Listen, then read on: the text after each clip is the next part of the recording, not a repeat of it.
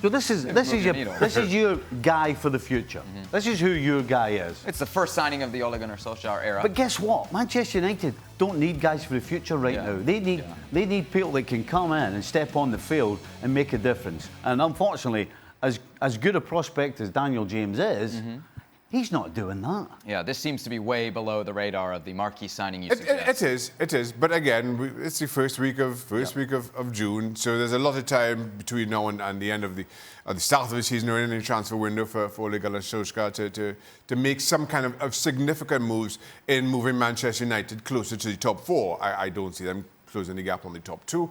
But not just Daniel James, or even if they decide to sign David James, I'm not sure that's the solution. I'm not sure that's and the players that they're linked with. Even the players that they're linked with and they're complaining that they've been priced out of the market for, I just don't see that as being the kind of players they need. So we're looking at a list, Rob Dawson right now on our website describing Manchester United's rebuild. They're targeting young British prospects. The complaint coming out of the Manchester United camp, though, is that all these guys are being overpriced as a result of that. I don't think they'll find any sympathy necessarily for the big rich club there. But is this the best strategy to take in your rebuild if you're Manchester United, Stevie? Well, of all those players, there are three that you know what you'll probably get. I think Wan-Bissaka is going to be a great defender. Okay. I think right now he is.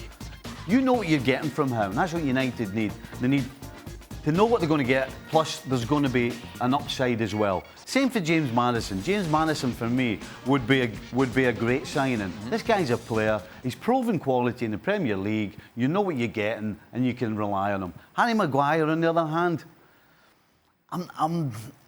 he's a big, solid centre-back. He's a big, solid centre-back. But I guess... It's an improvement in what they have. Well, yes, it's an improvement. You say you know what you're getting with these guys. Is that the standard, though, for Manchester United? We look at that list. Are those guys going to make the difference? Like guys that we just know what we're getting out of them? No, Manchester United have to get to a certain level. But with Bissaka and Maddison in particular, there's an upside. There's another level for them to go. So that list is a reflection of the state of Manchester United, then? Yeah, yes, of the course. quality of player on that list. Yep. Yeah, it is. And that's the challenge of Manchester United right now. Closing the gap on the top four without Champions League football.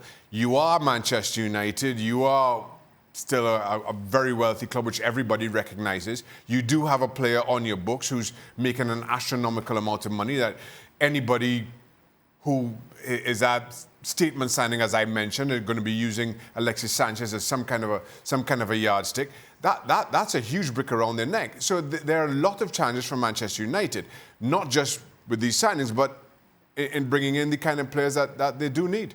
If we're underwhelmed by that list, is it fair to suggest that Ole Gunnar Solskjaer may be hurting their recruitment efforts? If guys go to places to play for managers, it's too early to tell. So I still think it's... Well, those players are not what we would describe as Manchester United players. And you want to go to a place, part of that is the manager. But at the same time, Manchester United, as of right now, are the only club in the Premier League that we're talking about. They're doing something. Nobody else is doing anything.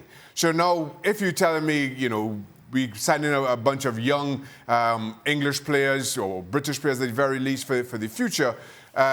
We can't criticize them for doing that as opposed to doing nothing. It's very early in the transfer window. What do you think, Stevie?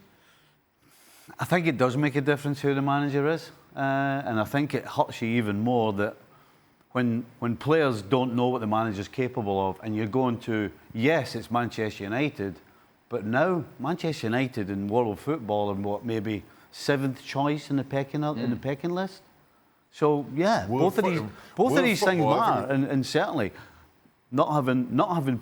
If you have Pep Guardiola to manage Manchester United, that makes a difference. If you've got Ole Gunnar Solskjaer, I think players think twice about it.